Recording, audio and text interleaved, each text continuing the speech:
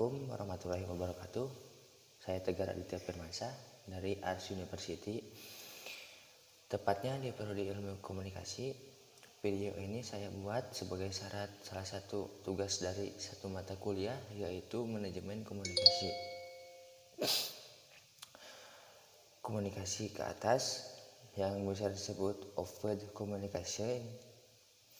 Komunikasi dari bawah ke atasan yang mencakup sistem-sistem saran, kebijaksanaan, pintu terbuka, mendengarkan keluhan-keluhan karyawan, dan survei semangat.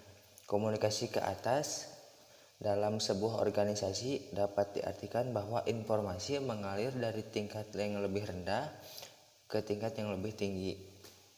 Beberapa alasan pentingnya arus komunikasi ke atas didasarkan pada satu, aliran informasi ke atas memberi informasi berharga untuk membuat keputusan oleh yang mengarahkan organisasi mengawasi kegiatan orang lainnya.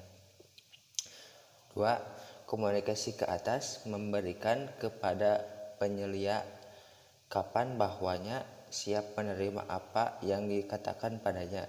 3. Komunikasi ke atas memungkinkan bahwa mendorong omelan dan keluhan kesal muncul permukaan sehingga menyelia tahu apa yang mengganggu orang-orang yang paling dekat dengan operasi-operasi sebenarnya.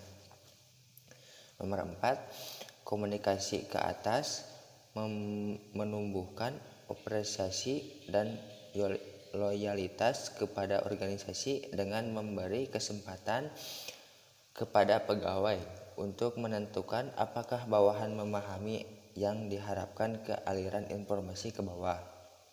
Nomor 5. Komunikasi ke atas membantu pegawai mengatasi masalah pekerjaannya dan dengan organisasi tersebut. 6. Komunikasi ke atas mengizinkan menyelia untuk menentukan apakah bawahan memahami apa yang diharapkan dari aliran informasi ke bawah. Kebanyakan analisis, penelitian dan dalam komunikasi atas menyatakan bahwa penyelia dan manajer harus menerima informasi berupa informasi yang memberitahukan apa yang dilakukan bawahan, menjelaskan persoalan-persoalan pekerjaan untuk saran atau gagasan untuk perbaikan dalam unit-unitnya, mengungkapkan bagaimana pikiran dan perasaan bawahan tentang pekerjaan, rekan kerja atau organisasi. Komunikasi ke atas dapat terlalu rumit, menyita waktu, mungkin hanya segelintir manajer organisasi yang mengetahui bagaimana cara memperoleh informasi dari bawah, sama memberikan alasan mengapa komunikasi ke atas amat sulit. 1.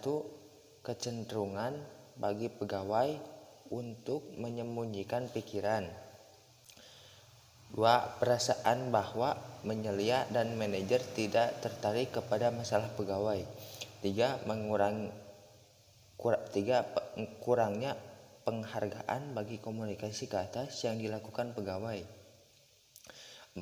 Perasaan bahwa penyelia dan manajer tidak dapat dilindungi dan tidak tanggap pada yang disampaikan pegawai. Komunikasi ke bawah atau bisa disebut downward komunikasi.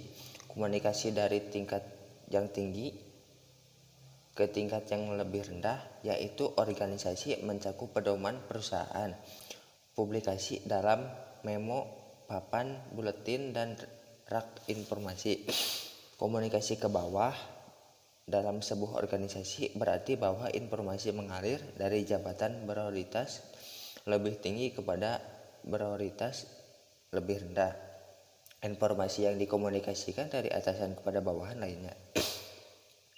Informasi mengenai bagaimana melakukan pekerjaan, informasi mengenai dasar memikirkan untuk melakukan pekerjaan, informasi mengenai kebijakan praktik-praktik organisasi, informasi mengenai kinerja pegawai, informasi untuk mengembangkan rasa memiliki tugas. Informasi yang disampaikan dari seseorang atasan kepada bawahan tidaklah begitu saja disampaikan. Utamakan untuk melewati pemilihan metode dan media informasi ada 6. Memilih metode penyampaian informasi kepada para pegawai antara lain: 1. Ketidaksediaan, 2. Biaya, 3. Pengaruh, 4. Relevansi, 5. Respons, 6. Keahlian. Sekian saja dari saya. Wassalamualaikum warahmatullahi wabarakatuh.